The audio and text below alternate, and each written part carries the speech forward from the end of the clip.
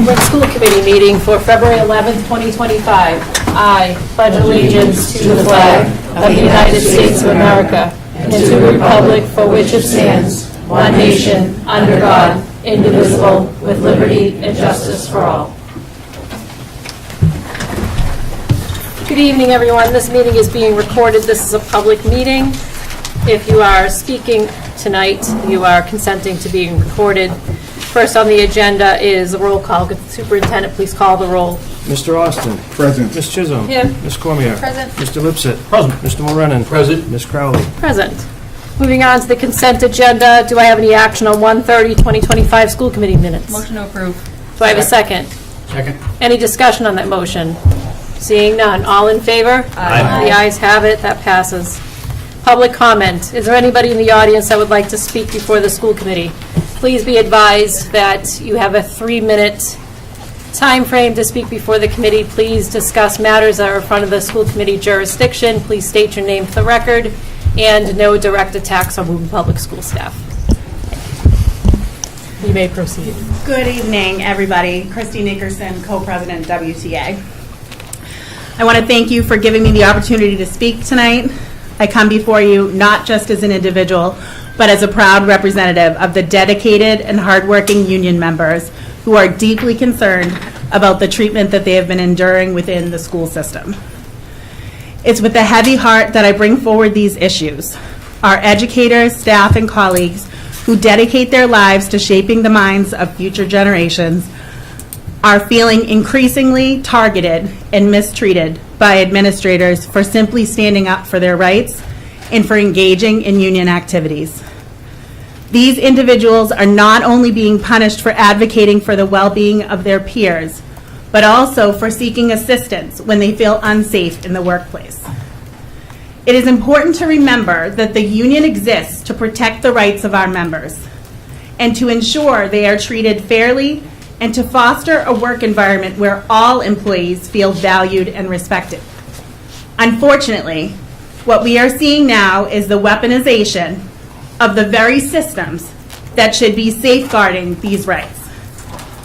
The HR department, which should be a place of support and protection, has instead been used as a tool to intimidate and silence those who speak out. We will not tolerate management turning a blind eye to mistreatment and to weaponization of systems that were put in place to protect members' rights. When members reach out for help, whether it's due to a concern about their safety or to report mistreatment, they are met with a process that feels punitive rather than supportive. Instead of being heard, they are made to feel like they are the problem, like their very act of seeking help is something to be held against them. 30 seconds. Thank you. This has created an environment where our staff feels that they cannot rely on the support that they desperately need. What is even more concerning is the growing number of respected educators who have chosen to resign due to the hostile work environments they are treated to. These are individuals who have dedicated years, if not decades, to this profession. Individuals who have touched the lives of countless students. Yet they are leaving because they no longer feel valued or safe in their roles. 10 seconds. The fact that members have been forced to seek counseling due to the emotional toll that the mistreatment in this system has taken on them should serve as a wake-up call to all of us. This is not just an issue of policy or procedure. This is a human issue, a matter of the mental health and well-being of those who devote their lives to the education of our children.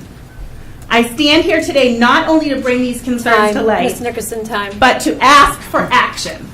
Our union members deserve to work in an environment where they are respected, where their rights are upheld, and where they're able to do their jobs without fear of retaliation.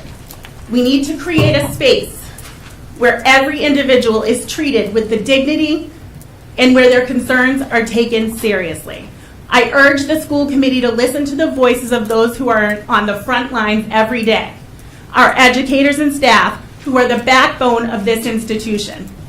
We ask for transparent investigation into the issues and for immediate creation of safe, supportive environment where our union members can thrive without fear of retribution or maltreatment. In the meantime, the WTA will zealously stand behind our members who have been unjustly treated. Thank you for your attention to this critical matter. I trust that you will take the necessary steps to address these concerns and to ensure that our schools remain a place of safety, respect, and opportunity for all. Is there anyone else in the audience that would like to come before the school committee? The same provisions apply. Eric Scarborough, Woburn Public Schools, history teacher at the high school. Educators are constantly working to create a positive learning environment for our students. It's a daily task and sometimes even a struggle because we never know the baggage that any one student will bring with them on any given day. We do this because it's the fundamental task of any educator. Yet over the course of this year, we've had administrators actively building a culture of negativity, fear, and abuse. Administrators who have yelled at educators, who have belittled them, who have questioned their dedication, and have even threatened insubordination. And for what? Offering different solutions to problems or alternative ideas? Much like educators, administrators have a task to help build a positive working environment in the district and in their respective buildings. Thankfully, we have some administration who do believe in this goal.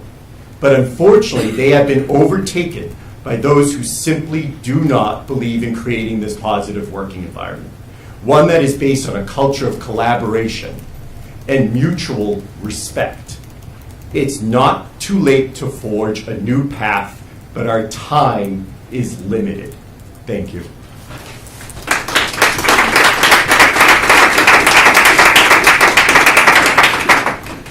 Is there anyone else in the audience that would like to speak before the school committee? Same provisions apply.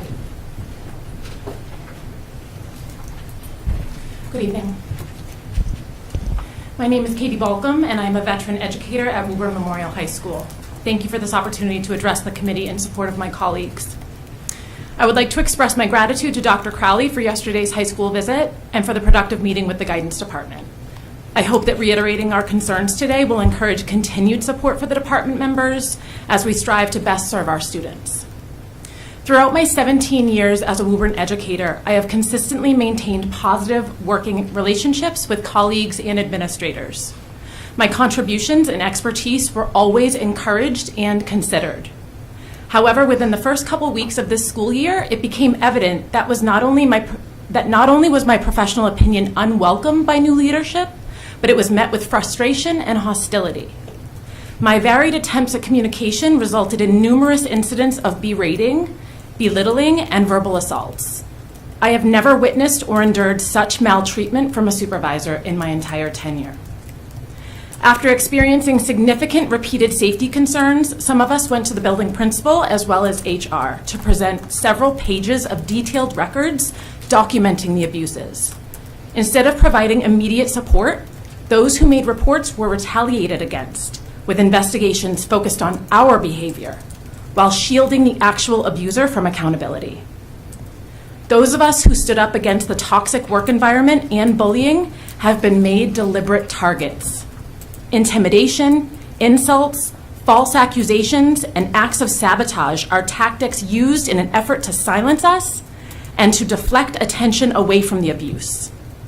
In light of the ongoing mistreatment, several members began suffering from insomnia, anxiety, and though we continue to show up for our students, we even struggle to enter the building due to such great fear in the workplace. As a breast cancer survivor, it was eventually recommended by my medical team that I take a leave of absence for fear that the stress of the working conditions would cause my cancer to return. I was torn about leaving my students during college application season, but I was assured my caseload would be handled. Unfortunately, it was not. Many student and parent emails went unanswered, college transcripts were not sent in my absence, and the cohesiveness and health of the department continued deteriorating. 1 minute, Ms. Balcom. Upon my return to school, it is discouraging to report that abuses are ongoing. Dismissing our distress in the department as resistance to change or past ease ignores the numerous reports of hostility and bullying. What's more, blaming a small group of counselors ignores the deeper issues that have grave impacts on staff and students. While this is a difficult reality to accept, there are serious problems that need to be addressed at the administrative level. I am here tonight fearful about further repercussions for highlighting this toxicity. Despite claims of a safe, inclusive environment, this has been far from the reality at Woburn Memorial High School. Please support us in creating a safer work environment. Is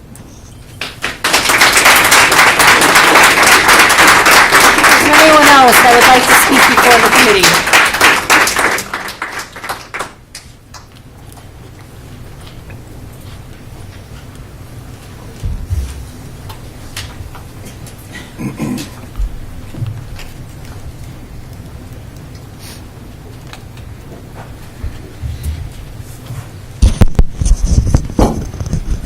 My name is Barbara Locke, and I reside at 10 Maywood Terrace.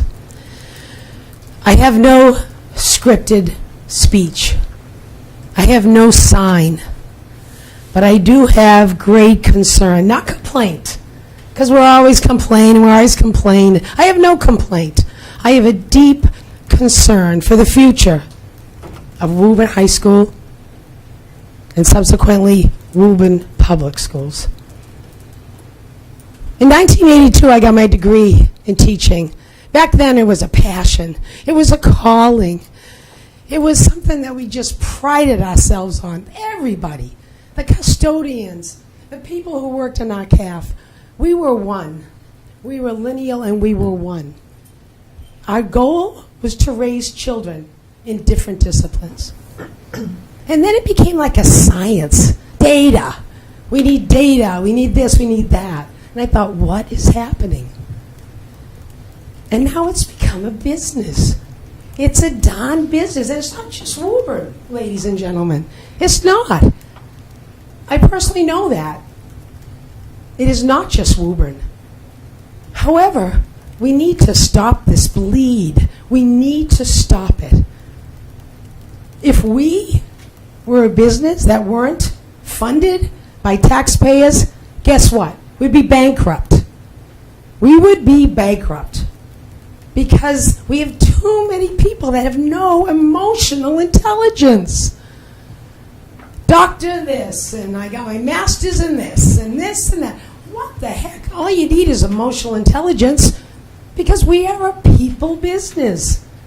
I don't care if I know the insert of my bicep femoris with a 7th grader who's crying in front of me.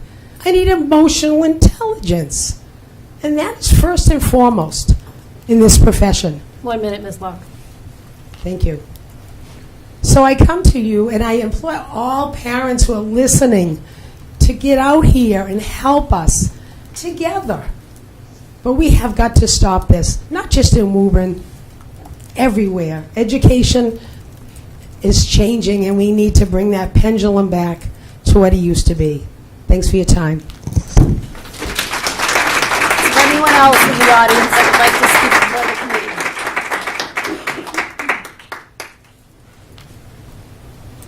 Okay, I'm going to close public comments. Okay.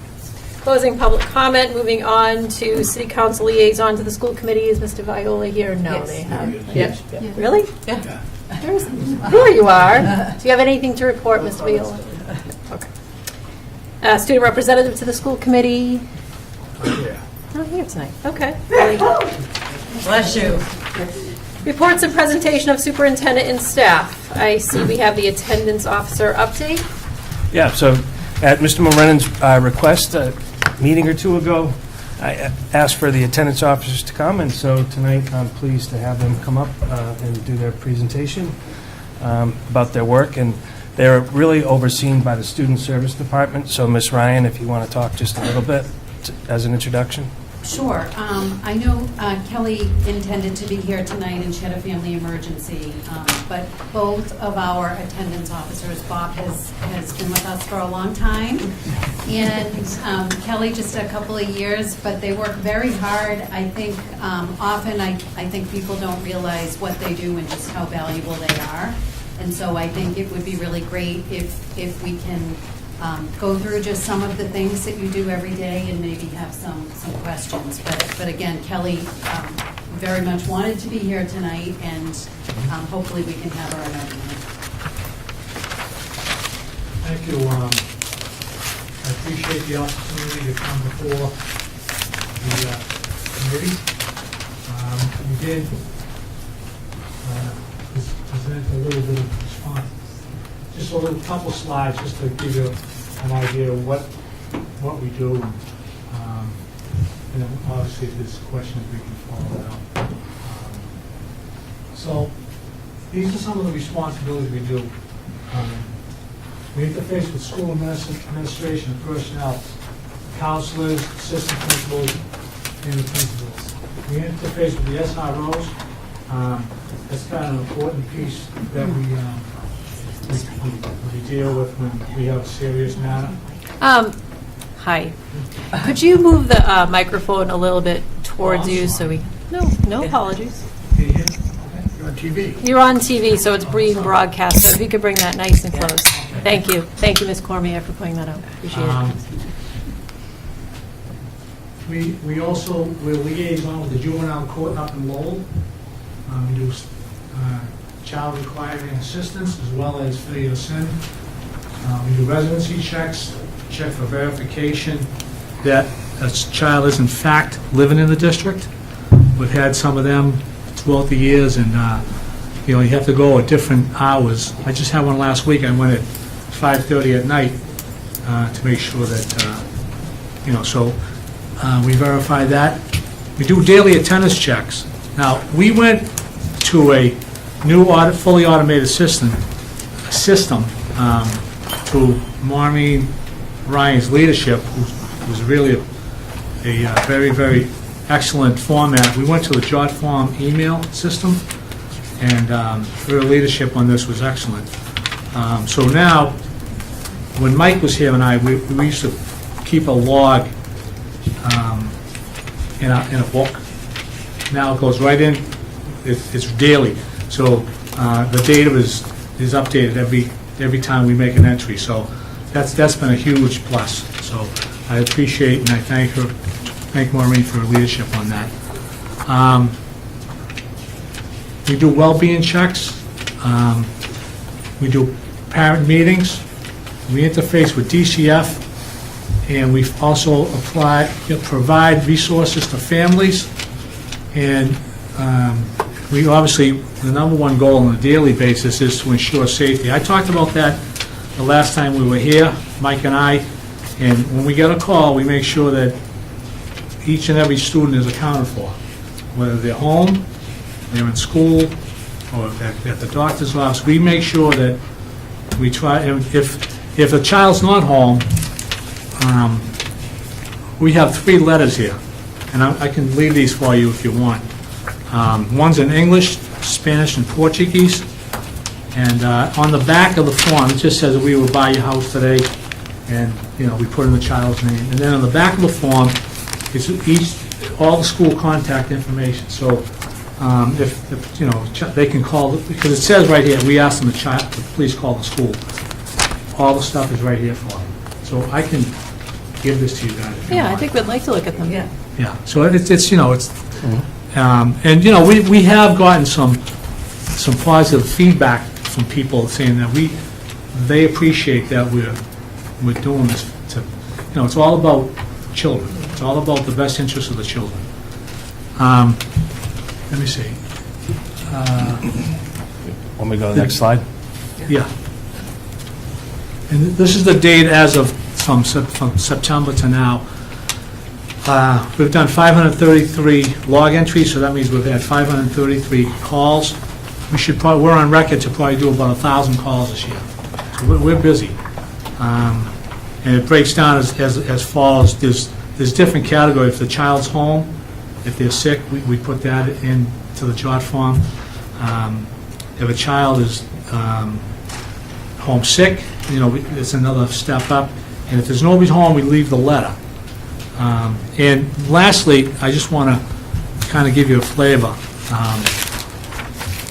with the court, we work very closely with the principals and assistant principals on this.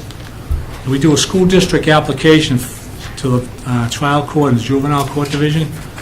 We fill that out with all the documentation and supporting documents from the school, whether, absentee records and all that.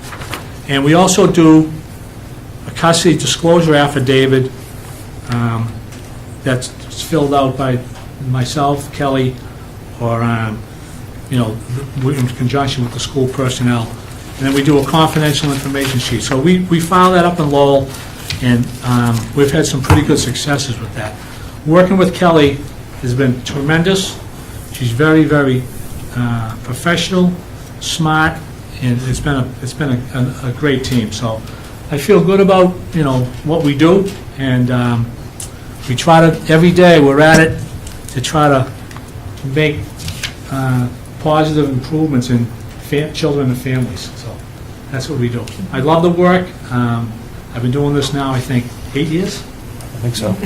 Crazy how time goes by. But I love the work. We've got some great dispositions at the court, too. We have a very good rapport with the clerk's office, as well as many of the judges there, so I'm sorry for giving my back. We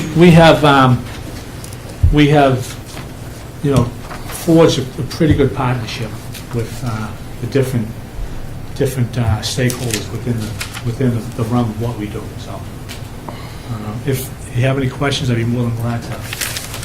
Let me look around. Does anyone have any questions? Mr. Chisholm? So when you visit the home, like how long is it from the start of school if a parent does not call in that you get a call to check on a student? That's a great question. What we do is the school will call twice. When the attendance comes down in the different classrooms, and they'll compare that with the absentee line. So if Robert McCarthy's not on the absentee line, but he's not accounted for, the school will call twice. If they don't get any response out of that, then they send us, and we go and visit the house.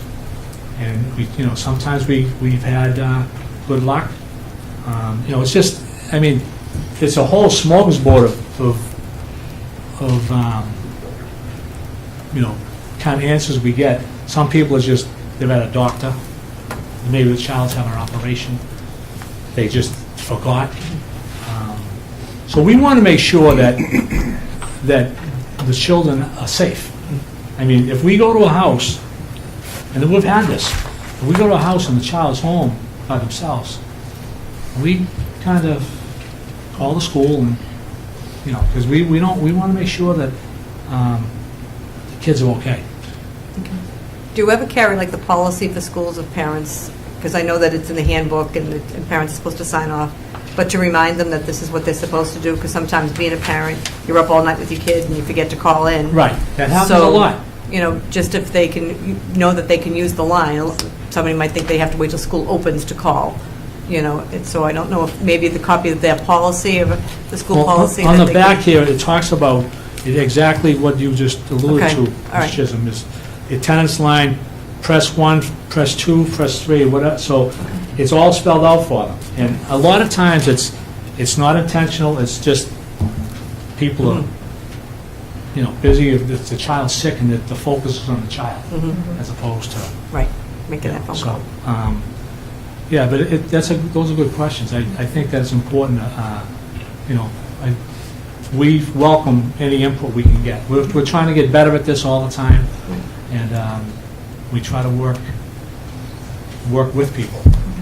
And how often do you meet with the SRO offices? Is that something you do? Just on a case-by-case basis,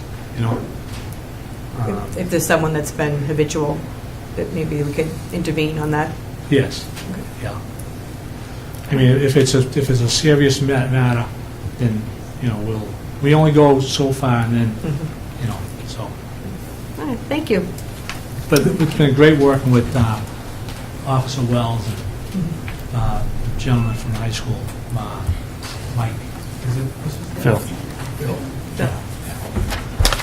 Okay. Any more questions, Mr. McCarthy? Mr. Lipset? I'm curious, what's the procedure that you have or follow when you go to a home and family doesn't speak English, or there's a limited English proficiency? Well, we use, did you ask about translation? Yeah. Yeah. Great question. Happens all the time. We use Google Translate. I found that to be very effective for us. If you have a language issue, we just work with that, and it's always worked well. You know? Thank you. Any more questions? Ms. Wetzel and then Mr. Mulrennan. Hi, I just wanted to say first thank you for everything you're doing to keep our families safe and in school. It's really appreciated. And this list of what you have to do is long, and I thank you. The question I had revolves sort of around the resources to families. So are we providing like information on websites they can go to, or do we connect them with different organizations?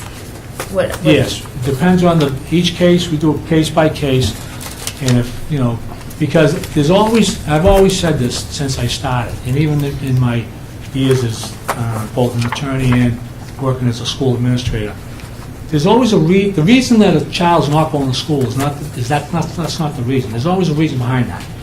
So I think you draw on a lot of experiences and try to assess the situation, and then at that point you try to use your experience and expertise and steer people in the right way. And, you know, we try to, you know, make sure that a lot of the school personnel works very hard trying to get, you know, with the school adjustment counselors. So we all try to work as a cohesive group. Perfect, thank you. You're welcome. Ms. Wetzel, Ms. Mulrennan. Thank you, Madam Chair. Thank you, Dr. Crowley and Ms. Crowley, for bringing in Mr. McCarthy. And sorry I couldn't get a chance to meet Kelly tonight. I just basically requested that you come in, Bob, because you haven't been here for a couple of years.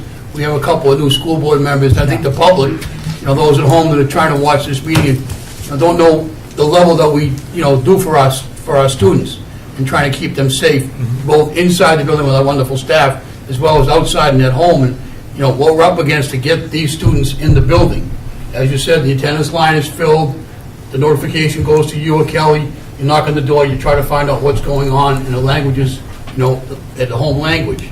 And I just think that's, you know, another level that we're trying to get out there to the public, that we're doing the best we can. And I think, you know, it starts at home. Maybe it just, you know, a little reminder to parents.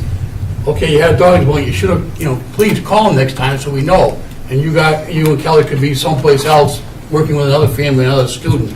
It's just a reminder that you're out there, you're doing your job, you're answering, you know, these calls. And like you said, sometimes there's a case where it goes above and beyond just being absent. There's other issues that, you know, maybe a situation brings you up to court, and the cooperation and collaboration you have with the court system, you know, it's an awful thing to see a family or a student in that situation, but hopefully, you know, that'll get the families involved a little bit more and understand that, you know, education is key.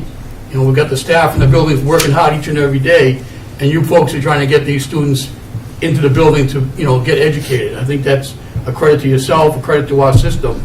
My only concern, that goes back because I've been doing this for a long time, you know, you say you've been here for 8 years. That's incredibly 8 years ago, but I just kind of leaving letters behind. I really like to be able to say, we knocked on the door and we saw that child or that family or the parent or the caregiver, and we have confirmation. No, we get some of that. We get people to answer the door. Okay. So I want to make that unequivocally clear, that we don't just go there and leave a letter. I mean, we get people that actually will open the door and will, you know, we wear that. I have my thing here. Fine, we understand. We wear that. Yeah.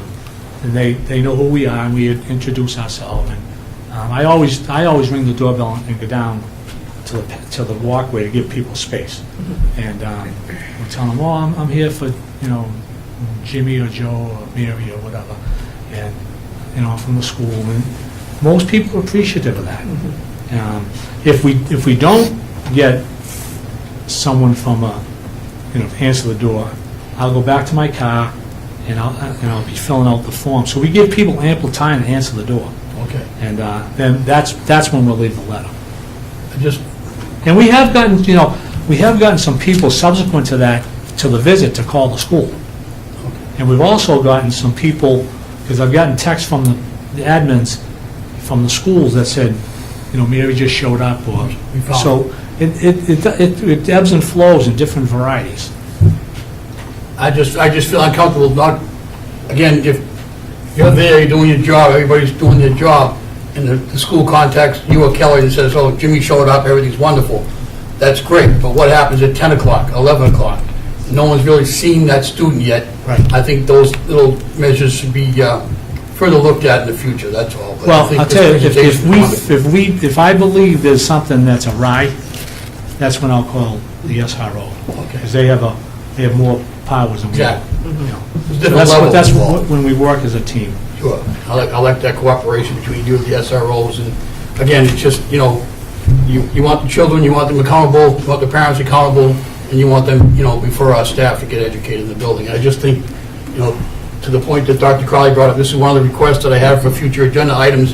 It's just, we know you're out there doing your job, but it's just good that, we have a lot of staff here that, perhaps they don't even know about that, and the families at home as well that are watching this, realizing that yourself, Kelly, the SROs, the schools, the administrators, and the staff are all behind our students in the building. So Right. I appreciate your time tonight, and I wish Kelly the best with her emergency situation, and maybe we'll meet up with her another time. Thank you very much. Thank you.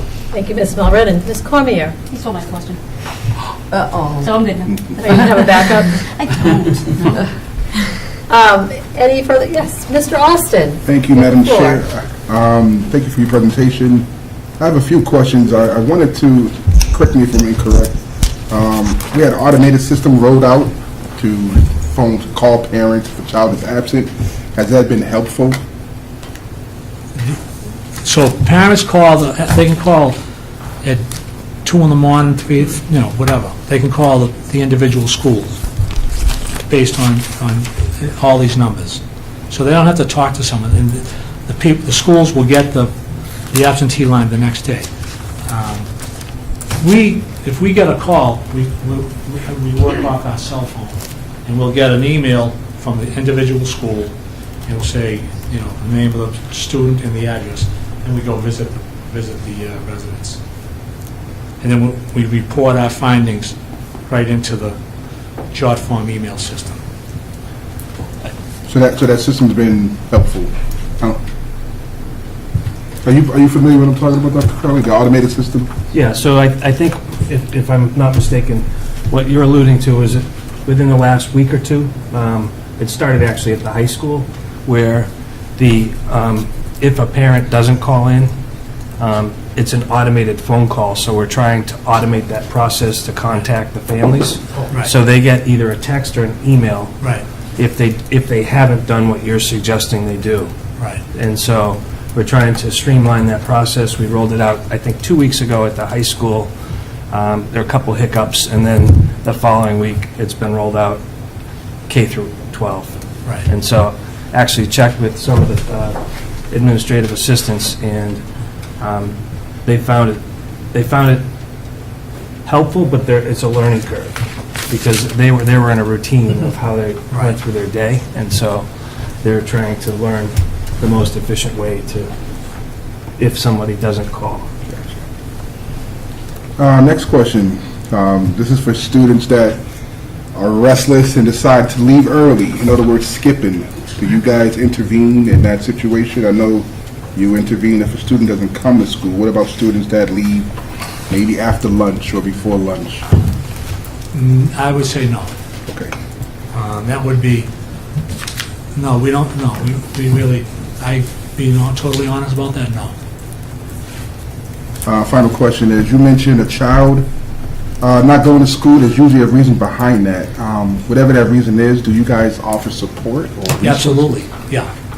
Can you talk of those support resources? There's a whole list of resources we have that, if it's an individual that, we feel it's a habitual child, at that point, we'll heed the advice of the school personnel, adjustment counselors, school counselors, assistant principals, and then we have agencies that we work with to try to get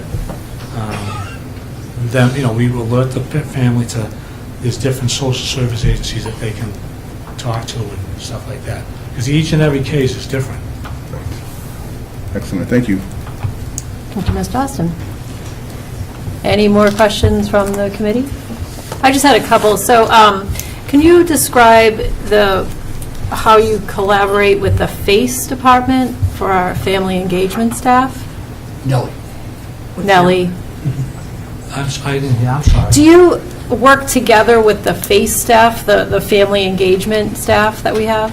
Is there like any working together in that regard? Yeah, we've worked with them, and Nice. we also work with, anybody that we feel is going to be beneficial to help us with kids, we try to reach out to them. Yeah, that makes sense.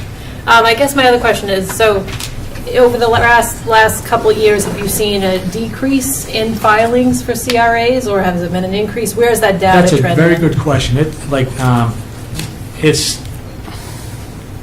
tempoed. We each year, like I know I had about, it doesn't sound like a lot, but I had about 6 last year. But that 6 is 18 times, because you'll have an initial, and then they'll continue, so Informal, it takes up yeah. a lot of your time, which I'm not complaining about it, but and I know that Kelly I have 5 going right now, and I think she has about 5 or 6 going right now. So we're that takes up, and I'll tell you, when you're dealing with a CRA, a hearing, the calls don't stop. So you kind of just, you do what you do. I appreciate that, thank you. No. I don't have any other questions. May I Maureen, did you want to add? add something? Yeah, I think, one of the things, it's all about making sure that, to the extent possible, that our students are safe. Absolutely. And I think that, the volume is very high. I think our attendance officers are kept very busy. But one of the things that I think they're very good at is working together with the building principals and assistant principals. And with respect to some of the safety questions, we often collaborate and talk about a specific child or situation. And if we are at all concerned, we sort of go to the next tier and we work with the SROs and we talk with our counselors. Mr. Austin, you asked about a child skipping. And while we don't necessarily track that, if we have a child that isn't in school and we're concerned, that's when we would do a well check. And we do quite a few. One of the things that I would say is that when I call, someone always answers, and when we need a well check, someone is there very quickly. And I think those are the pieces that we do have a lot of communication and interaction with our building leaders, and we work really hard to try to make good decisions to, ensure the safety of every student to the extent that we possibly can. Thank you, Assistant Superintendent Ryan. Any further questions for Mr. McCarthy, attendance officer? Seeing none. Thank you very much, Bob. Excused. Okay, thank you. Just to the administration, that's a very important data point for the committee to be following, is with the intersection between students in the court system. That might be something we wanna leave could those tease papers out at a with Jean? subcommittee, maybe SSA. Ms. Wetzel? Mr. Mullen, I can make a note of that. I was last year. Still hanging on. No, I just didn't want him to know that I did that wrong. Mr. Mulrennan, would you mind taking that into SSA when you have a meeting? And I'm happy to help with that. Yeah, I mean, it doesn't have to be next meeting. Something for the committee just to look at. Will do, Madam Chair. Thank you, Ms. Mulrennan. I know, Jesse, your resources. Yes, I'm on SSA though, so. Yeah. Remind me. There you go. All right, moving on to redistricting update. I see that administration is passing out written materials, so we are ready to go, Dr. Crowley? Sure. So I'll kick off. I do have a slide deck, but before I do, I want to invite Ms. Wetzel, Mr. Lipset, Ms. Young, Ms. Ryan, because I'm kind of envisioning some of what I'm going to say overlapping with some of the things you might be reporting out, so feel free to jump in, if you will. So, as the committee knows, and the public, I hope, knows, you've asked us to redistrict, and so we've started this process. We've consulted with a group called Sanborn. We've had a few different meetings, but before we get to those, I did want to kind of just say, the issue that we're facing is space. So the Woburn Public Schools, I believe, hasn't redistricted since 1989, and that's coming from Principal Quayle here. And so when you look at that and you say it hasn't been redistricted in over 30-plus years, a lot has changed in the city in the last 30 years. There's been a lot of growth, and a lot of the needs of the kids have changed. And so the special ed programming and the ML programming requires space. And so that's the issue that we're trying to solve for. Last year, one of the things we talked quite a bit about was we have an early childhood ECP program. We have approximately 200 students that are in the ECP program. That's really the size of one of our elementary schools. That's grown over the past few years. It used to be, when I started 10 years ago, 1 class at the Reeves and 4 at the Shamrock. Today, there are 9 classrooms at the Reeves and 4 at the Shamrock. So it's now 13 classrooms spread over 2 separate buildings. And so the ECP program had a task force that was created at the end of last spring. Ms. Wetzel was the chair of that, and we can speak more specifically to it. But one of the things that was a recommendation of the ECP task force this fall was to look at modulars. And I'm going to talk more specifically about what modulars are and what they look like and what it might mean. The bullet that says years, I just wanted to say to Tom Quinn, the building inspector, he's met with a team here over the past few years, because as buildings come online, and I use the Avalon always as an example at the mall, where it was projected to have a handful of students come, and it turned into 2 handfuls and 3 handfuls and 4 handfuls. He's been able to work with us, giving us timelines about when new buildings will come online and potentially how many students it will yield. And so I'm appreciative of the partnership with the city. So modulars as an update. The ECP recommendation, as I just indicated, was we need space. And we had some educators. There was a parent on the committee. Ms. Wetzel was the chair.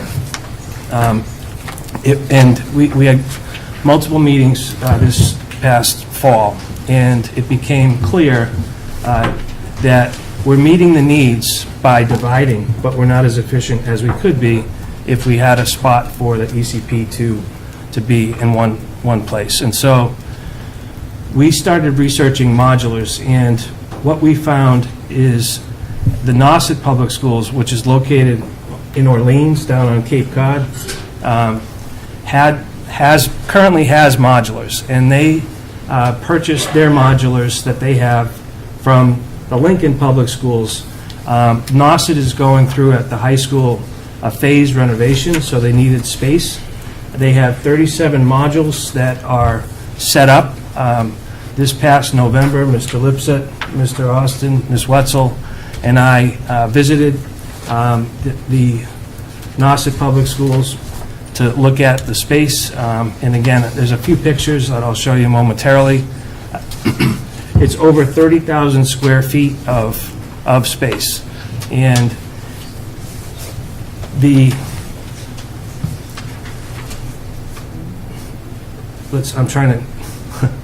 so the benefit of potentially having modulars would be for a complete redistrict. In other words, 13 classrooms, so 9 from the Reeves and 4 from the Shamrock, could ostensibly be put into one spot.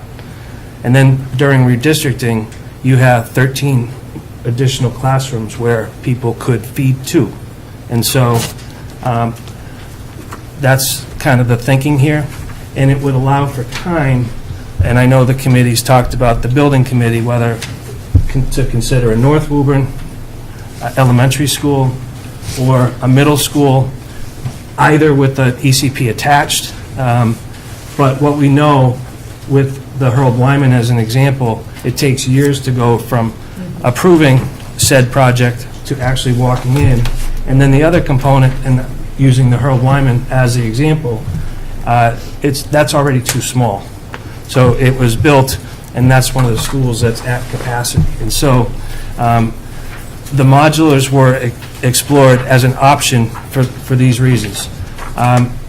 We've had the conversation at City Hall. There is an expense attached to the modulars. The expense on the purchase, it's negotiable with the Nauset Public Schools. They are, candidly, they either need to sell them to somebody or they need to dispose of them in June, because they become, it's part of their building project's done, so they need to get rid of them.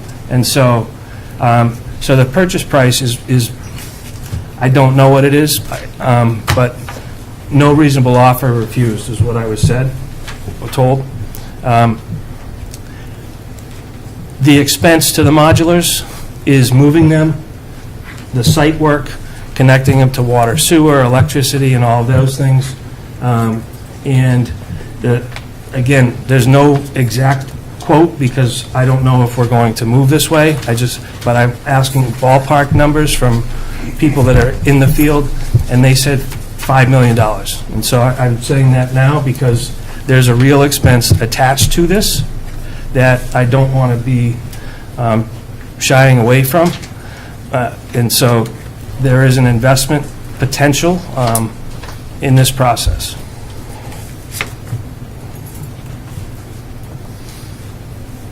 So just a couple shots. Ms. Wetzel has a better eye than I do. These are her pictures.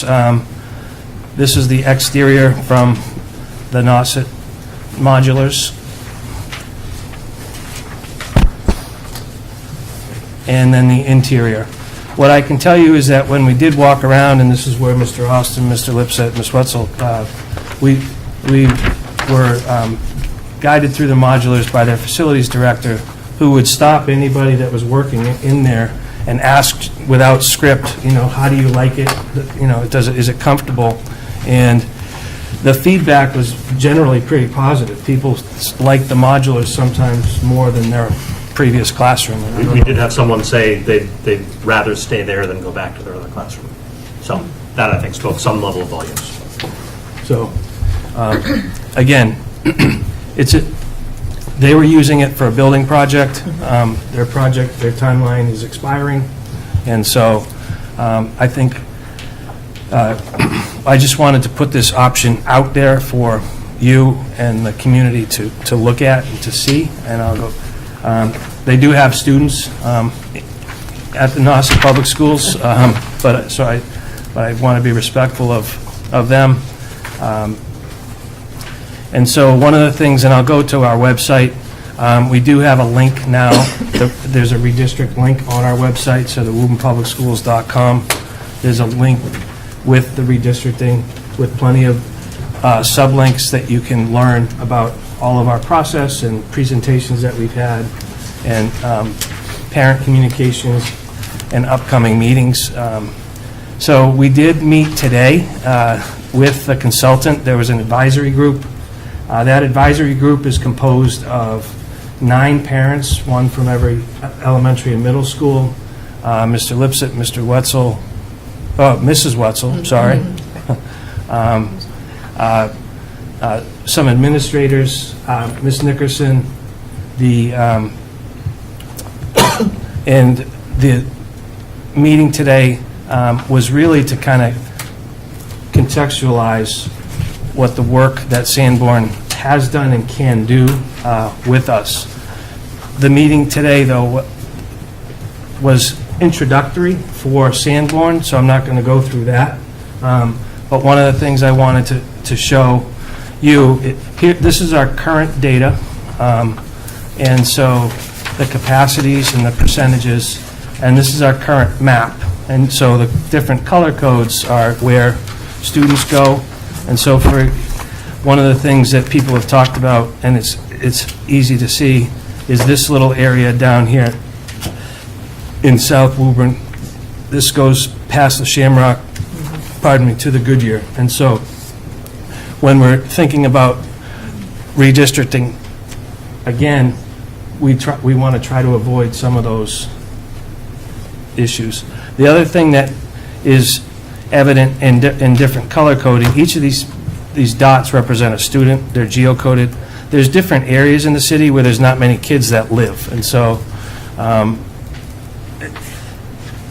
the current middle school breakdown is also here, because one of the questions is the redistricting of the middle schools. Last year, there were questions, there's 3 elementaries that split. Is there a possibility to keep the feeders so that the kids don't have to split? So that's one of the questions that we talked about previously, and we'll talk about again. The option that was presented today by Sanborn was the pre-K and modulars, and the Rise 2, which is currently at the Shamrock, Rise 1, Rise 2 at the Earl Wyman, moving them to the Malcolm White. And so the reason to present this at all is to just show what a map with modulars would look like. And I'm saying this with the knowing that modulars, is not, the decision has not been made. We do not have modulars. And so I want to be really clear that it's not, there's no agreement to purchase these. But I just...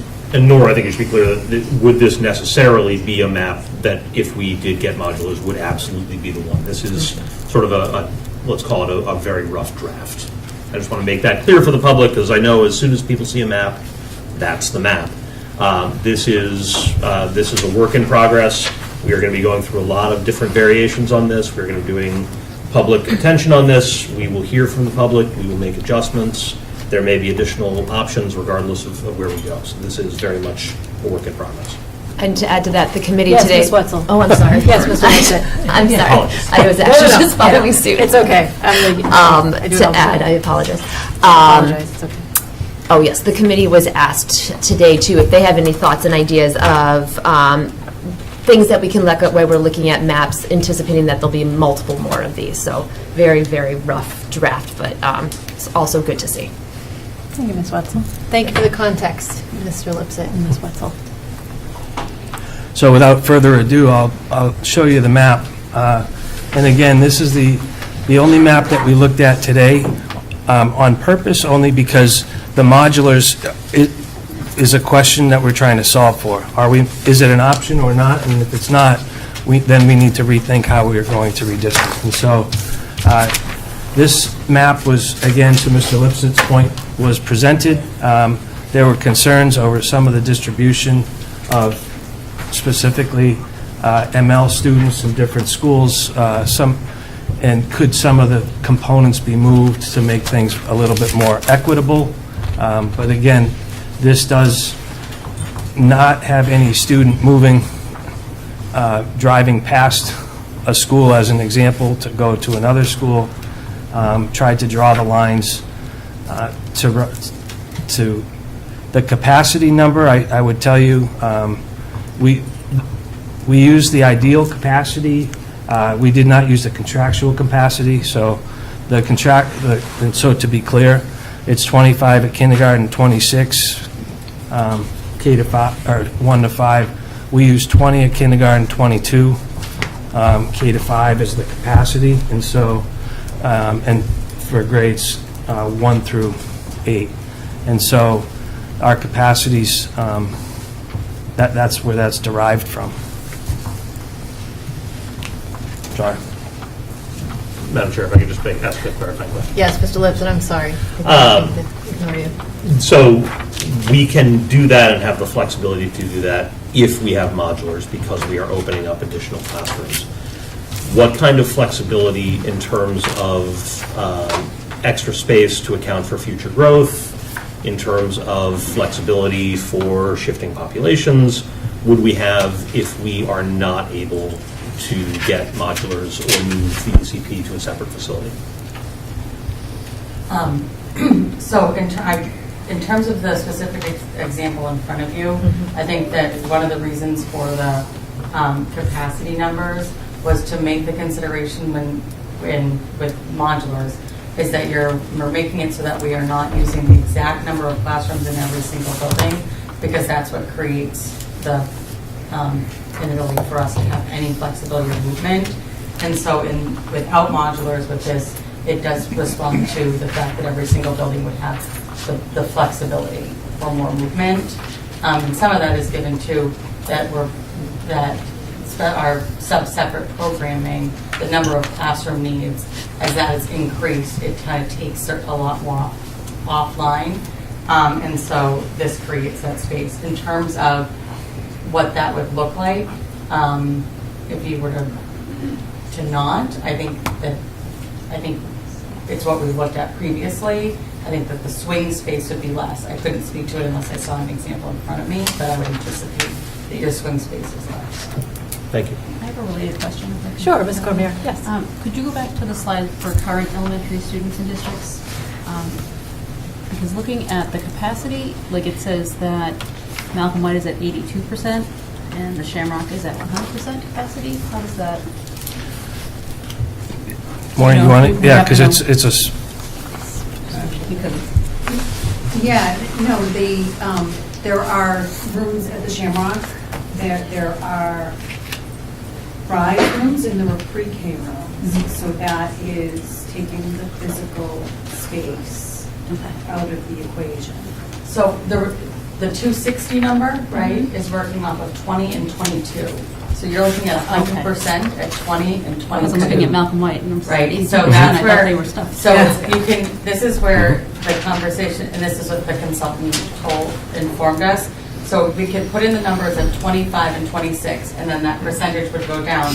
But that means when you get to 100%, there is actually no room, right? And so you're working off of 100% of ideal capacity numbers, recognizing that you're going to get closer to the 100, but that does not mean that we are 100% out of space.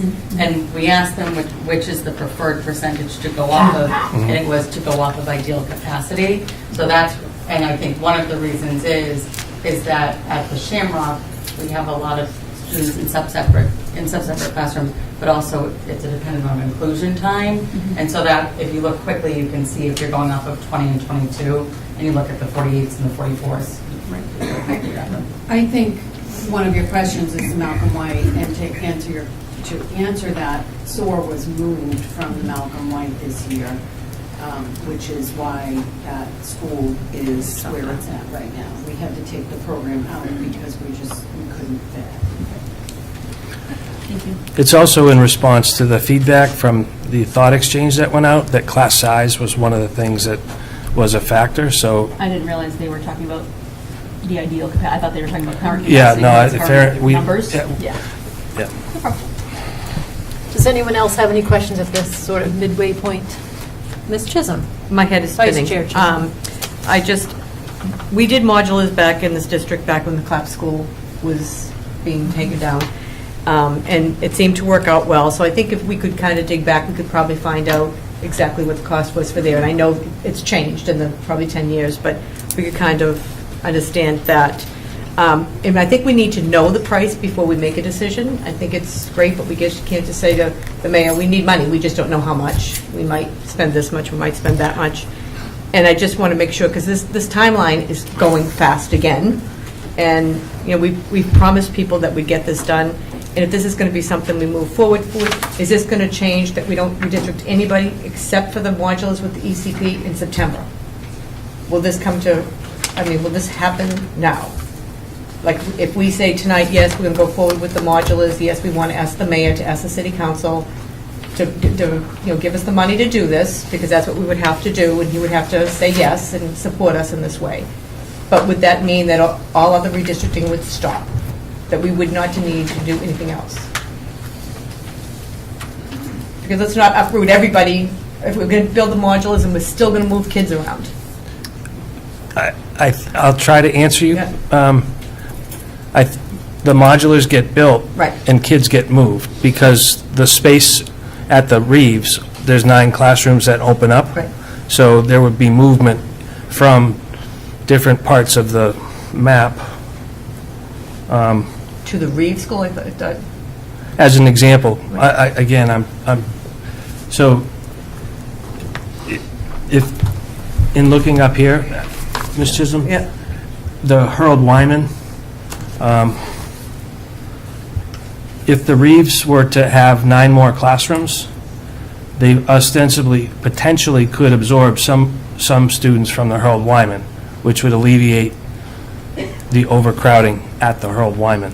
Okay, so we're going to be doing the modulars and redistricting all at the same time? Yes. Okay, and I just want to warn people about the middle school trying to split the Kennedy and the Joyce, which I'd have somebody very happy if we could make the school not split.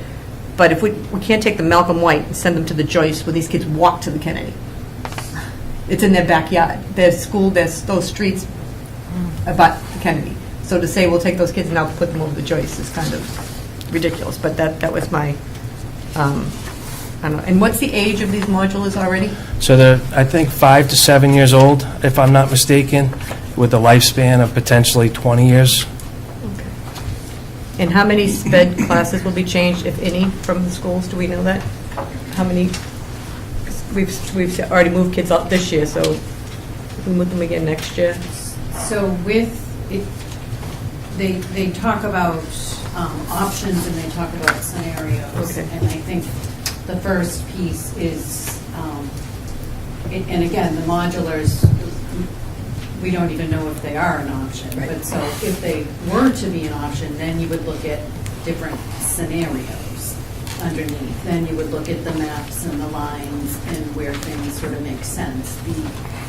I think the piece with the modulars is that the obvious piece is that it frees up 13 classrooms. If that is not an option and we don't move forward with that, then we're looking at what options can be drawn and where do those 13 classrooms go, right? If you want to have maps with cleaner lines and you want to have equity across the city, then, that's the work that the consultant does, but we have to determine, where the 13 early childhood classrooms actually go. And I think that's sort of the key piece. Okay, so I think that we need to move faster than we're doing this, and I don't want to put pressure on the committee because it's great that it's happening, but this is the first time I'm hearing of this tonight to be brought to us, and it's February 11th, and we're going to take time to ask the mayor, and then ask the city council, and then if they come back and they say no, and it's the middle of March, then we have to go back to square one. So I think we need to just... So, actually, we talked about this at the advisory meeting today, Ms. Wetzel? Sorry. Right. I was going to say we did, and and I agree, we do need to, move forward with what we're doing, and there's a lot of steps that need to happen for all of this to work. But I think that the consultant's going to look at plans that don't just include the modular, so we're not sitting here focused on this one thing, and that way we can look at other options. And it's good, too, to cross-compare, because then we can see what a plan looks like that doesn't have modulars and how that brings more equity to our school, or doesn't bring more equity in the plan that has modulars and how that looks. So I think that is also helpful for the city council to see, so they can also understand the reason why the modulars might make sense or what have you. So it was definitely discussed, not running with just one thing saying, okay, we're going to go only look at plans with modulars. We'll look at multiple different plans. So when are we going to see that so we can take a vote? So I would anticipate at the next meeting, you'll see some maps. Would the committee like to direct the superintendent to provide more information on the modulars in terms of space, costs, all of the details for the next meeting? I think we need it, plus I'm sure the city council would need it also. I have a related question. Sure, Ms. Cormier. I think you had some more slides, but I'm sorry if I derailed. No, this, we can but- stop here. Okay. This is perfectly fine. Do we have a sense of where the modulars would be placed? And follow-up question is, after this, we redistrict and we use them, and then potentially build an ECP somewhere, what would we do with the modulars at that point? Would we have another use for them after we spent $5 million? Put them in your backyard. Yeah, I did plenty of work. The average owner. So I'm just kidding.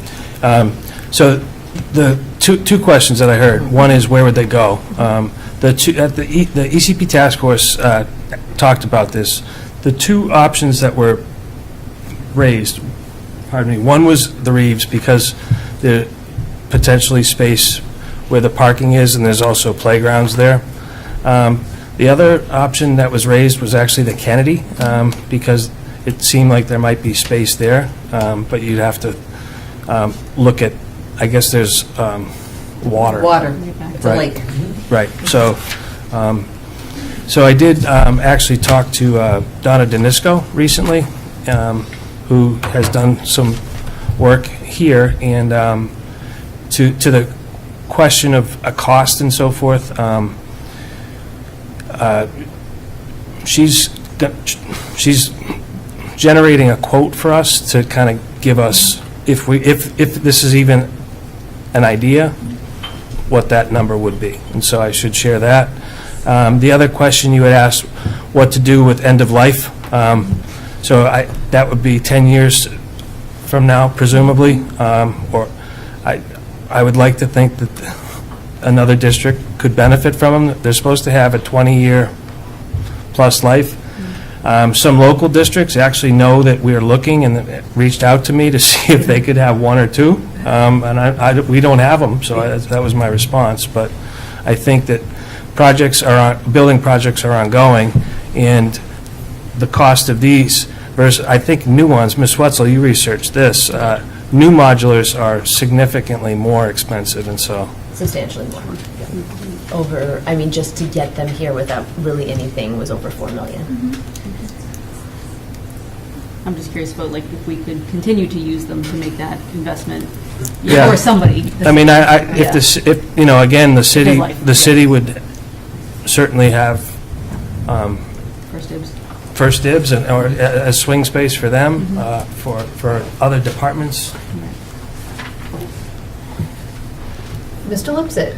I think one thing needs to be made really, really clear publicly with this, which is that the modulars option is the one that gives us the flexibility to do a redistrict right.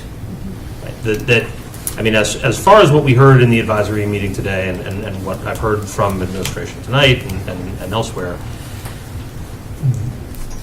redistricting without having specialized additional space where we can move the ECP is going to be difficult without some other potentially major changes that are going to be more disruptive and that are potentially not going to last us as long. And I think it's really, really imperative that we give some very serious thought to approaching the city council, to approaching the mayor, and making sure that that they're aware that if we're going to do a redistrict right, if we're going to do it the way that it should be done, if we're going to be doing it in a way that makes the most sense fiscally, makes the most sense in terms of long-term planning, it makes the most sense in terms of how it dovetails with potential building projects, this is a significant cost, but it is potentially less significant than what we might be facing if we don't do this and we wait down the line. So I think it's real. I want to just make it really, really clear for the public and for everyone in the room and for the committee, like that the modulars are the way to do this right, and without them, we are going to have to make other potentially much more difficult decisions. This allows us the efficiency and the ease. It is disruptive. It's a big deal, but this is the best way to do it in terms of how the flexibility that adds for the district. So I would be very much in favor of moving forward with modulars. Ms. Wetzel? I think, too, as we talk about modulars, it's important to keep in mind the human element behind those as well. We're talking about our youngest learners inside of our system, 3 to 5-year-olds, amazing staff who are currently divided into 2 buildings. And we're going to, as we heard from Ms. Ryan, have to add another room this school year, likely another one next school year. And where those rooms go, at the percentages that our schools are at, I'm not sure. So we could be looking at taking Reeves and Shamrock, no space, and then putting another classroom at another elementary school, and then we're divided into 3 buildings. That's a lot, and we have service providers driving between 3 buildings versus 2. So the ability to get the children and the staff into one unit is huge. And when we when I held the ECP subcommittee, one of the things we asked was, what are your dreams and goals as staff members? And it was to be together, not to be separate. It's better for the program, it's better for the kids, it's better for the families. Then they know where they're going. It's not, oh, I wonder if I'll be at the Shamrock, the Reeds, or another school. So I think that's really something to keep in mind, too, as we're talking about this. Someone want to make a motion to, For the comments. I'm sorry, Mr. Ross? Yeah, I was curious. I know we've had this conversation in the past, redistricting. I'm just curious to know, has there been communication with the ECP parents? Are they aware? Because it's going to uproot them, their day-to-day. Has there been conversation? Has that been considered? They're part of all the mailings and emails and everything that goes out relative to redistricting. Since we don't have an answer for them, it's hard to tell them this is what we're going to do. So it's status quo at the moment until we've made some kind of a decision. But they're aware. Miss Murphy, Lisa Murphy, is the coordinator of the ECP program, and she's been in communication with them as well. I mean, because from my point of view, it almost feels like the conversation is geared towards the elementary school students and not necessarily the ECP students and parents. I think it would be a good idea to be specific and let those parents know. I know it's up in the air as far as making that decision to have the modulars, but to allow them to be very specific with them, I think it would be a good idea. Thank you, Mr. Austin. I'll accept a motion to authorize me to, I withdraw that comment. Go ahead, Mr. Mulrennan. Thank you, My Madam Chair. apologies. It's just, obviously, this is the first we're seeing any of this evening. I appreciate the work everybody did tonight, and tonight was the first official gathering of the people. So I do have some questions regarding that. I understand it's a Zoom meeting. Is that correct, Dr. Crowley? Microsoft Teams. Whatever you call it Yes, nowadays. yes. I still refer to it as Zoom. But Right. and again, so is it open to the public? Although they can't speak, can they at least observe those meetings on the Google platform? Anybody have that answer?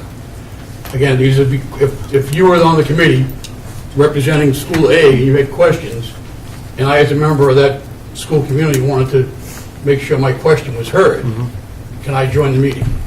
So, did you want to? Oh, sure. I love this question. Yeah, so it was fantastic. We had representatives from every elementary and middle school. It was a lively conversation. People were involved. Some were raising their hand to ask questions. Other members felt more inclined to just type in. Questions were being answered via the chat. Information was being shared in the chat. It was a really great collaboration, and I'm really thankful to have so many caregivers raising their hand. We had over 38, last I knew, responses for individuals that wanted to be on the group. So it was really, really well received. So yes, it was great in that regard. Is it open? Oh, is it open? So it's not an open meeting. It's only for those that are on the advisory committee. But what we can do is make sure that each school knows who their point of contact is. That's my next question was the people that each school is Yes. represented, is that on our website or at the schools? It'll be pushed out by school, and we'll list it on the website as well. All right. Yeah, just, yeah, I don't So know. those questions are raised, again, a parent would raise it to their school rep, bring it to the committee, task force, whatever you want to call yourselves, and then do we find the results out, or we just kind of let the group hash through the answers and make measures, and how do we know that that parent that had the question got their question answered? That's kind of my question. Like I'm saying, I just left the house tonight, my daughter said, oh, you're going to redistrict tonight. I said, I don't think we're redistricting tonight. And again, I don't see a whole lot of effort here for the North Woburn district, but that's another question for another time. The redistricting is key tonight, so I just want to make sure that the parents, although one parent from each school is represented, again, the middle schools as well, and some administrators and, the teachers union. How do we as a school board, if we get an email like we've been getting already, we direct them to the chairperson or the task force, how do we know if that person's email was addressed and their concerns or their question or their child's needs were met?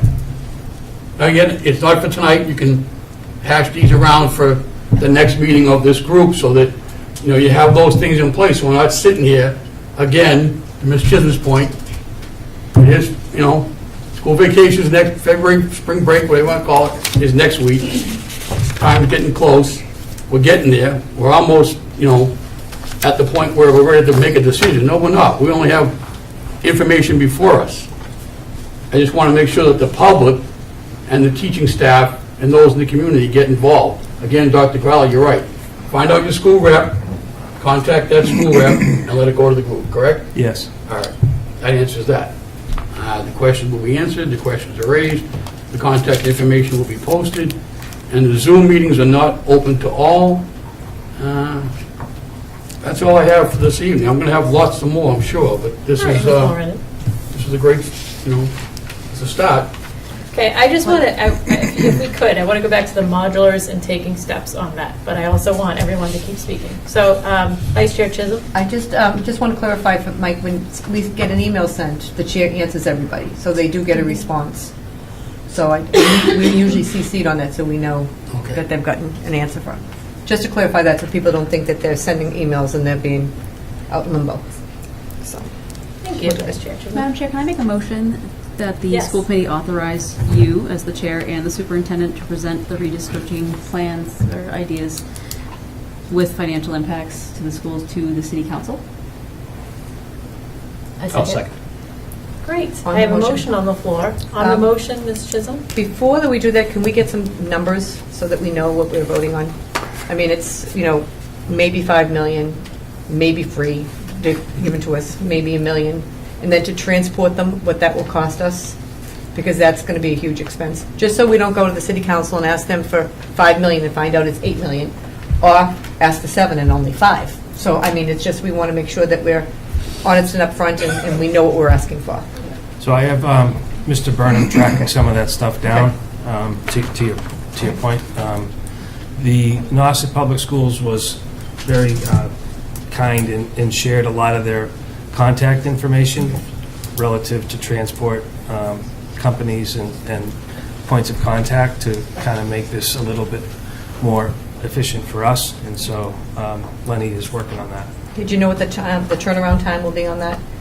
So because the city council meeting probably by the end of the month, would it be able to wrap it all up and bring it to the mayor, I would assume first, so he knows that this is going to be presented, or he would present it? Because I would think the money request would have to come from him to the city council, if I'm correct, Mr. Viola? So he would have to actually do that for us, so we'd present it to him and let him take the ball and run with it.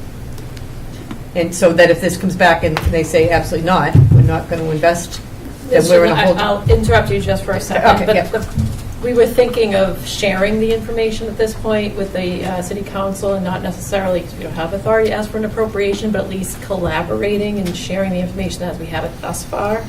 But I need the authority to do even that at this point. You can have it, but I think we need to put a little more pressure on it. I 100% agree. Because Yes. if we don't have an answer by the end of February, we're going to have to go in a totally different, and again, we're going to be up against March to do the whole thing, Yes. if this does not become a reality. So we're sorry. Okay, sorry. We're all just jumping over.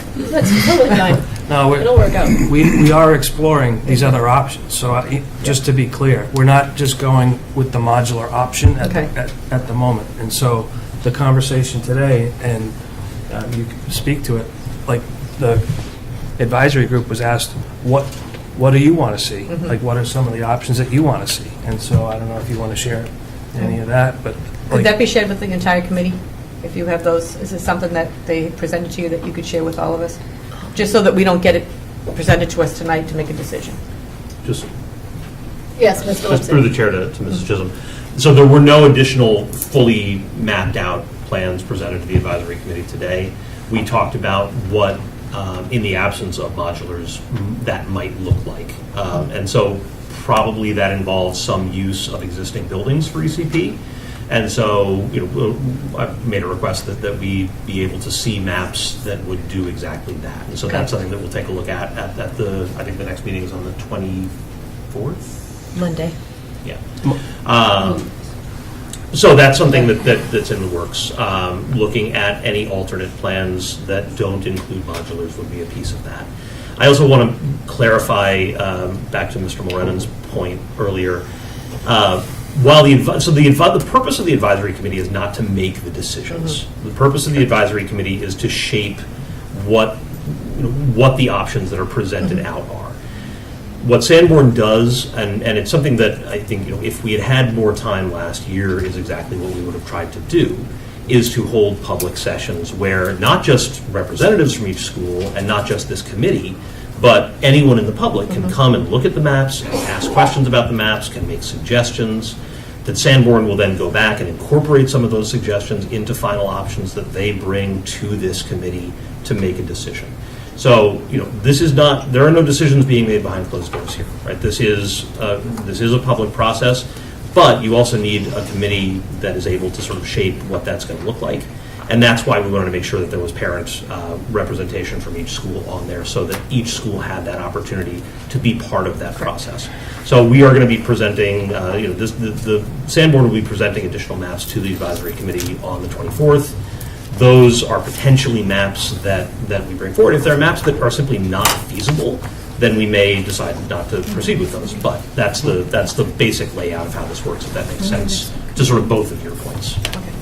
Through the chair, Yes. Andrew, so on the 24th, could those be forwarded to the committee? So, because I'm assuming on the Yes. 26th, Yeah. we'll do a vote, just so we don't get it handed to Sure. us that night. Okay, so how about this? So on the our next meeting, 26th, we will have a cost analysis. We will have all of the information that the committee would need to support the appropriation for modulars, okay? And then at that point, the committee can authorize me to seek the mayor's support for appropriation. On the 26th, we will also invite the mayor to come for that presentation. Is that a fair plan? Okay. Mr. Mulrennan. Thank you, Madam Chair. If I could also indicate, again, to Mr. Lips's point, when, Sanborn should be presenting these options publicly at a school as much as they can, as much information as they have to get to the school itself, to get to the buildings, to say, where do you live? I live here. You're fine. Where do you live? I live here. You may have to be redistricted to another school. And I don't want to be here, April, May, June, having parents come to us and say, we don't know what's going on. Sanborn's getting $80,000. And we've been promised lots of public presentation, lots of public input. So I just want to make sure before we start asking for monies, that the parents and the families and the staff involved have the opportunity to be heard and to be seeing what we're seeing at the same time. And again, to get it on Monday and make a vote on Wednesday, I'm uncomfortable with it, but we'll see how it turns out. So I just wanted to make those points. It's just important to understand the predicament that without the modulars, the plans go this way. With the modulars, the plans go that way. So all the administration needs to know is whether or not we will have the modulars in order to develop what they believe is the best plan. So that would be the vote on. But Madam Chair, there's a motion on the So We kind can of- you, Ms. Cormier, would you mind withdrawing your motion so that, because I'm hearing from Vice Chair Chisholm that she wants more information before she wants the school committee to vote. So withdrawn. Thank you, Ms. Cormier. Can you just clarify so that on the last meeting of this month, we will be voting on modulars or no modulars? Supporting the modulars, yes. Okay. We will have enough information so that we can officially say that they're both educationally necessary, which I'm hearing that they in fact are, but also what the cost will be, so we'll know exactly what we're requesting. And if anyone doesn't, I'm just laying that out as setting the table, but if anyone has any feedback on that plan, please comment. Mr. Austin? I would also like to know, I know we mentioned location. Is there a way to find out a definite location? Because obtaining the modular will be great, but if you don't have nowhere to put them, it's no point. So maybe having a definite location would be. It's probably a good Yes. question to also address on the 26th. Thank you, Mr. Austin, that's a good point. Yes, Ms. Wetzel? Hi, thank you. I just had a few random things that I've been jotting down as we've been talking, but I think it might be helpful if we could add the list of school reps to the website. That way, anyone going to the website could find them and know who they are. It's It's on- on? yeah. Didn't you put them on? I thought they were on. I did put them on the website. They're on the school's website? They are on the school website. Never mind. Yeah. Fantastic, great. So anyone in the community... giving you credit for that it. would- No, I didn't put them on the website.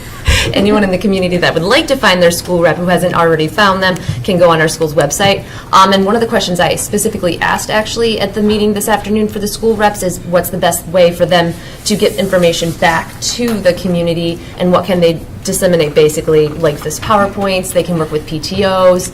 There's lots of ways that the committee member can be involved inside the community to make sure that all the information is being, everyone in the community has the information. I agree to Mr. Mulrennan's point, public involvement, very important, and Sanborn has stressed that that's important to them. And once we have more maps, I think the next step in that process would be then gathering public feedback and holding listening sessions, and that's something that's important to us, I think, as a community. I know it's important to them as well. And then at the end of those meetings, there was, Dr. Crowley mentions this, the advisory meetings, there were notes being taken, so I think maybe that could be helpful for the full committee to have those notes, so that way they can have a rundown of what happened inside and read through everything that went on. And then lastly, Dr. Crowley, if you could just talk, because there's been a lot of talk about the parents, what the process was for selecting parent reps at each of our elementary and middle schools. Yeah, sure. So we asked for volunteers. Some schools had more volunteers than others, but then the elementary group worked together to try to get, to the extent that they could, different grade levels, and sometimes different, at some schools, people that have been engaged for over a year with the process, and sometimes brand new people into the process, so that different levels of experience and knowledge were factored in. And at the middle schools, the principals were the ones that made this determination. They were looking for new voices at each of the middle schools as well, is how they chose who their representative was. Thank you. Okay. We're good. All right. February 26th. We'll have on the agenda, we'll lay out the cost details, possibly location ideas. We'll have Director Burnham here. And this will be the vote of whether or not the school committee is supporting requesting an appropriation for the purpose of constructing modulars onto the Woburn Public Schools. Okay? So I just wanted to clarify that in case there was some confusion as to what just happened in the last 8 minutes. All right. I appreciate everyone's patience. Dr. Crowley, please feel free to continue with the presentation. So one of the things that the committee will see that Sanborn does are pros and cons for each of the options. And so when, again, this is the modular option, the pros, frees up the general ed classroom, special ed programming can be appropriately placed. The cost is less than a new building. When we did the feasibility study, there was a quote for a ballpark of adding on to the Reeves to build an ECP, and I think it was around $30 million, if I'm not mistaken. And so modulars are less than that. And to Mr. Lipson's comment earlier, I think it allows for time. And the other thing that I would say, because Mr. Mulrennan, you brought up North Woburn. But one of the things that the modulars would do would be to allow North Woburn to have the number of students at the Linscott and the Alta Vesta that would ostensibly give the MSBA a bigger school because you have more students at those schools. And so there's a benefit to having those two schools open with the redistrict. The cons, and again, the modulars, it's a significant investment, and we can't shy away from that, and I think we've talked about it. So, questions, we talked about today's feedback, the collaborative effort between City Hall, The working group, we do have a meeting next week. I know it's school vacation week, but we're working, and there's a couple meetings next week, and then the 24th is the meeting we alluded to earlier. So I think that's the end of my slide deck. All right. Well, I'm exhausted. Thank you, Dr. Crowley. Thank you, everybody, for that robust discussion. And we have a game plan in place. Moving on. Can I just have one question? Of course you can. The modulars that we place, how many students were those? How many classrooms? Oh. Talking? So it's 30,000 square feet, and I think Nauset has 19 classrooms, plus an office space, plus a work. In those? Yes. In the 30,000 square feet. Because in my head, I'm thinking, And a nurse. Mr. Moran Right. and I, when we have our new North Woburn school, if, God forbid, we have a problem with the Alta Vesta, if we could house them there for like a time being, if there's a building situation that, so it would be another plus to having them. So there we go, Mike. Came with open mind, I'm listening. A lot to take in tonight, I appreciate all the great Thank you, efforts. Vice Chair Chisholm. I saw that Dr. Crowley wrote down your idea for the Alta Vesta. Thank you. Okay, so moving on to reaffirming the resolutions that were previously adopted by the school committee. Mr. Lipset, would you like to present these? Sure. Thank you. I appreciate that. So this discussion came about last meeting. I believe it was Mr. Austin who brought these resolutions to the committee's attention. These are resolutions, we have two that we would be potentially looking to reaffirm tonight. The first was a resolution from the summer of 2020, resolution in support of student and staff of color. That was passed in the wake of George Floyd's murder in the summer of 2020. The second is a resolution that Ms. Wetzel took the lead on, resolution in support of, can you remind me of the exact title? Resolution of affirmation in support of LGBTQ plus staff and students. Thank you very much. In the past couple of weeks, messaging from the federal government has had, I think, a really negative impact on a lot of our students and a lot of their families. And I think it's important to reiterate for the public, for families, for affected students, that the Woburn Public Schools educate all, that we honor all, that is not just our moral calling, but it's also our constitutional responsibility, and that we are not going to be shy about saying so. And so although these are resolutions that this body has already passed on a couple of occasions, I wanted to, and following up on Mr. Austin's discussion from last meeting, bring these back to the committee to simply say that we reaffirm that our commitment to our students and staff, both our students and staff of color, our LGBTQ students and staff, to make sure that people know that no matter what is happening at the federal level, when they walk into our buildings, that this is what we do. And you know, these are particular groups that have come under some level of scrutiny and federal discussion, and so that's one of the main reasons for focusing in particular on these two student and staff groups.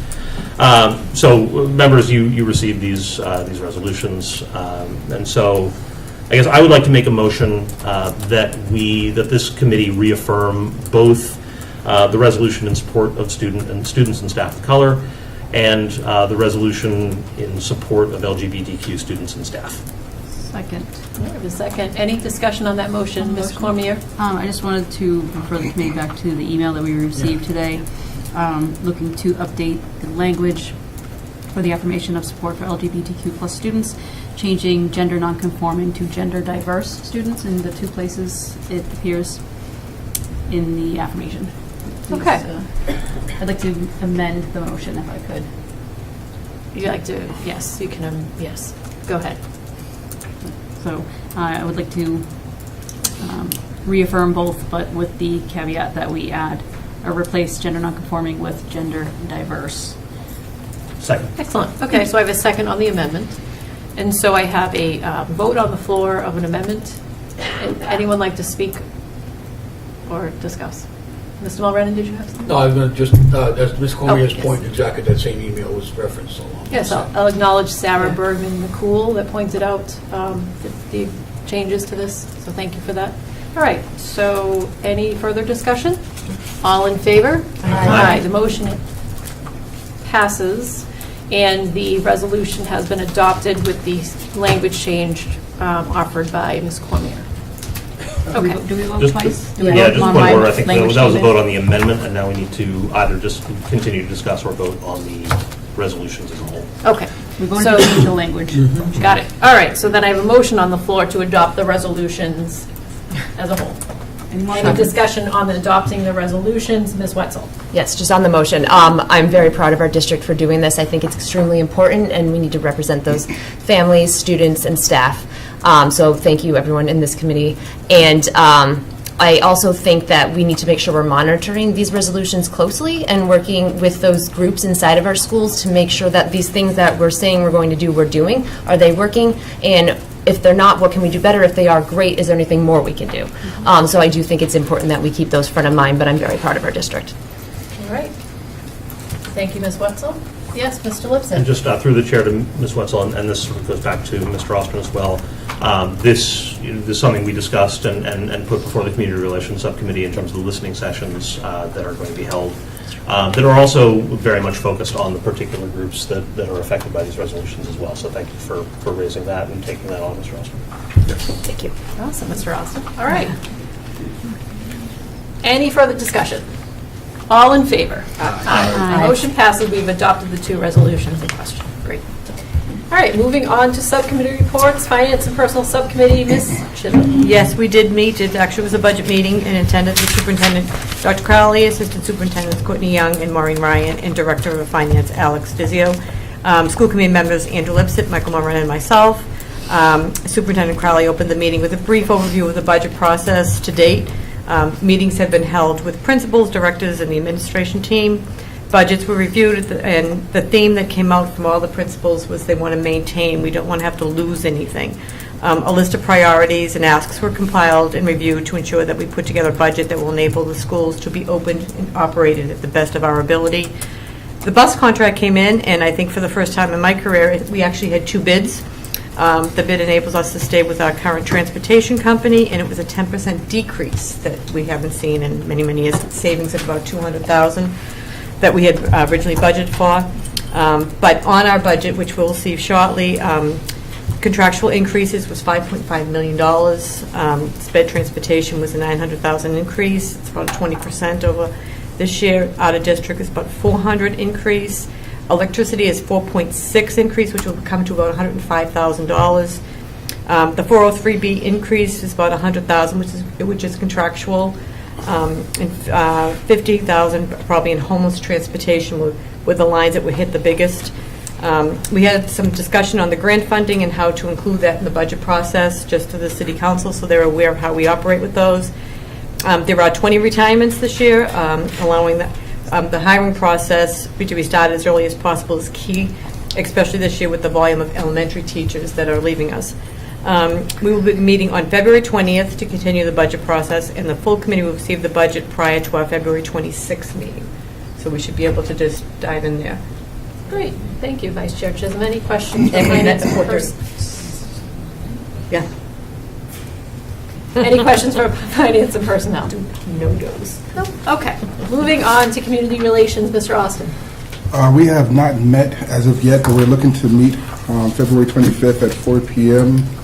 We're looking to have a presentation from assistant superintendents in reference to the letter in the meeting from the NAACP in reference to how harassment, racism, and discrimination is dealt with in regards to students. I actually had a meeting yesterday with Principal Ratzman in reference to, the upcoming listening session. I'm being very intentional and strategic as far as how we move forward, considering this is a sensitive topic. So as far as that go, I would update you guys in the future. Thank you, Ms. Ross. I appreciate that. Moving on to curriculum and data trends, Mr. Lipset. We have not met since the past meeting, but we are going to be scheduling something very soon to take up a couple of pressing issues. Thank you, Mr. Lipset. Policy Subcommittee, Ms. Cormier. We are meeting tomorrow morning at 9 a.m., but while I have you, we have a number of documents that are discussion items. Okay. This is the second meeting that they're coming out, and so if anybody has any discussion on the items that I presented mid-January, now is the time to chat about that, and then we would vote at the next meeting. Does anyone have any discussion on the items that Ms. Cormier put on the table back in January meeting? Okay, so we'll put those on the agenda for the next meeting. Is that right, Ms. Cormier? Okay. Thank you very much. Resources and capital planning, Ms. Wetzel. Yes, we did meet on February 4th at 4 p.m. In attendance were Mr. Austin, Ms. Cormier, Dr. Crowley, and myself. In my notes, there's a lot kind of that we've already talked about here today with the redistrict update. So the main focus of our meeting was a redistrict update and a capital planning update. We focused on modular use, working on getting additional information, like we talked about today, pricing, etc. We talked about how many classrooms there are, similar things that we've already spoken about. We also had an update from Sanborn. We looked at the timeline again to make sure we're staying on track on that because we understand how quick those calendar days are going.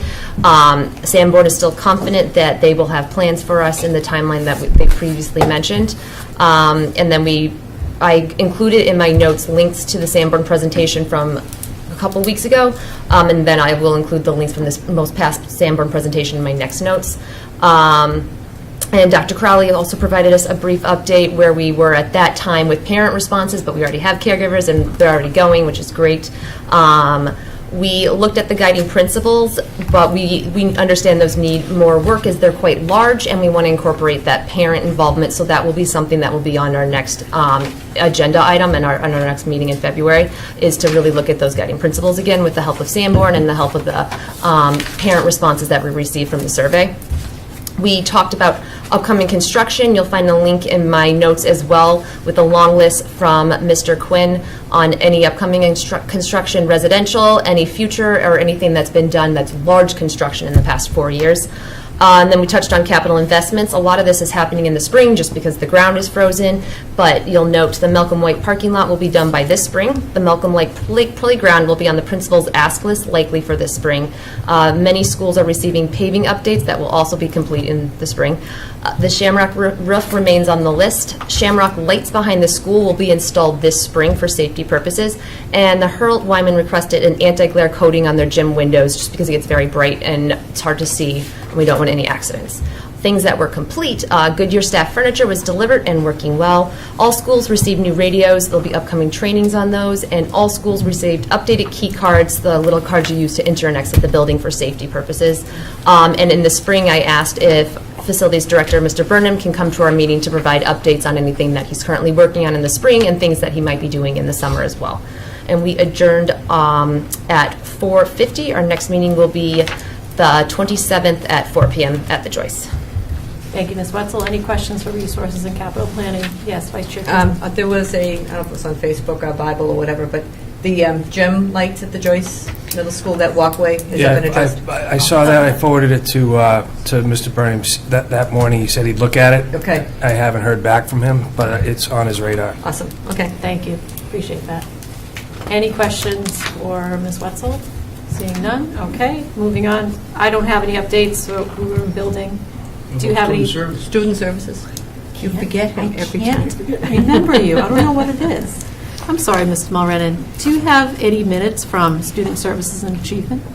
I had a meeting this evening, Mr. Chairman, Great. and we met. The only important thing I want to get out tonight, I'll have minutes for a future meeting, but the CPAC chairperson, advisor, Adam Chapman was here, and he wanted to remind folks that their college fair is scheduled for Wednesday, March 26th, and all are invited. He's got a couple of schools already attending that. It's always a fantastic event. So if you have your calendars out, to add that right now, Wednesday, March 26th. They're also going to have an IEP workshop later and some other notes that I'll follow up with at the next meeting. So thank you. Thank you, Mr. Mulrennan. Really appreciate it. Those are great minutes. Okay, no minutes for Woburn Building Capital Planning Subcommittee. ECP Task Force, Ms. Wetzel? We haven't met, no. Okay. I just very briefly just provide a little update. I sent this out to the committee, but I did hold a little community listening session for individuals inside our community to come and chat about the ECP, specifically modulars. There weren't very many people there, but I do think it's important that their feedback is shared publicly. So just from staff members inside of our schools that have ECPs in them, it was shared, it's very enjoyable to have the ECP learners in the school, but it's important to keep in mind that the elementary schools were built for K through 5, not our littlest learners, 3 through 5-year-olds. So, these elementary buildings are equipped. Yes, we have all the playground equipment and things like that, but when you are mixing a 3-year-old with an 11-year-old 5th grader, the maturity, et cetera, is very different. So while they're very enjoyable and being age appropriate, sometimes early childhood program students like to run versus walk down the halls. So they just wanted to note that it looks a little bit different inside of those schools with ECPs versus those that don't have ECPs. And then feedback from the community, again, very small group, but there was support for the modulars and hopes that they will help with the redistrict process and provide appropriate plans. And on a related note, it was brought forward that as we're looking at this redistrict, it's important to keep in mind our transportation policies, and we might want to look at those as we're also looking at plans. That is my feedback. Okay. So for correspondence, we received an email from Paul Scanlon regarding computer classes at the middle school level and providing them. Paula Mancinanti sent us an email about the lighting at the Joyce. Thank you, Ms. Chisholm, for referencing that. Amy Cardozo sent us an email regarding the Tanner Closet Drive on 2/25 at 6 p.m. Sarah Morgan sent us an email regarding the Best Buddies Prom, which was received by all. Suzanne Fee sent us her concerns about the guidance department at the high school and the getting transcripts out on time. So those are my correspondence. Does anyone else have any correspondence? Yes, Ms. Mulrennan. Not a correspondence, more of a comment. Sarah Morgan and the Best Buddies, I know Mr. Austin stopped by, Jesse Wetzel stopped by as well. Over at the Elks last Friday night was probably about 6 or 8, maybe 10 other high schools and clubs came, and the Best Buddies Prom was very well attended, and I just want to express my gratitude and thanks to Sarah for organizing that and getting that group have a great time and getting the other clubs involved as well. So thank you for that. Thank you, Ms. Mulrennan. I'll accept a motion to all those emails I referenced to make them part of the public record. So moved. Second. All in favor? Aye. Those emails are in the public record. Future agenda items, we all know. It's happening on the 26th, right? Okay, good. Ms. Mulrennan, what else do you have for me? Well, since we got one in tonight, Madam Chair, I'd like to also invite SRO Ed Fumacello, retired, get his replacements in here, congratulate Ed on his retirement. Report from Mr. Lipset on the MASC conference, any votes or resolutions he's involved in.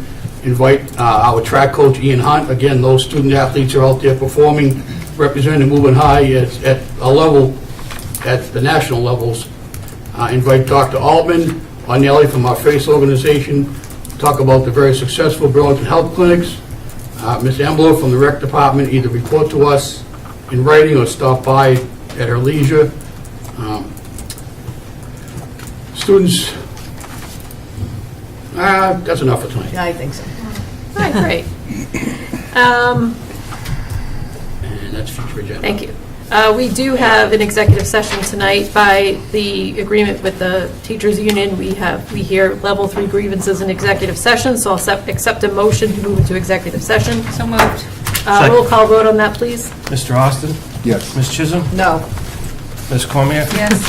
Mr. Lipset? Yes. Mr. Mulrennan? Yes. Ms. Wetzel? Yes. Ms. Crowley? Yes. And I'm a no because I have a conflict. Yes. I get to go home. Good night. Let the record reflect that Ms. Chisholm is not going to participate in the executive session. So I would ask everybody in the public to leave except for the executive officers of the WTA.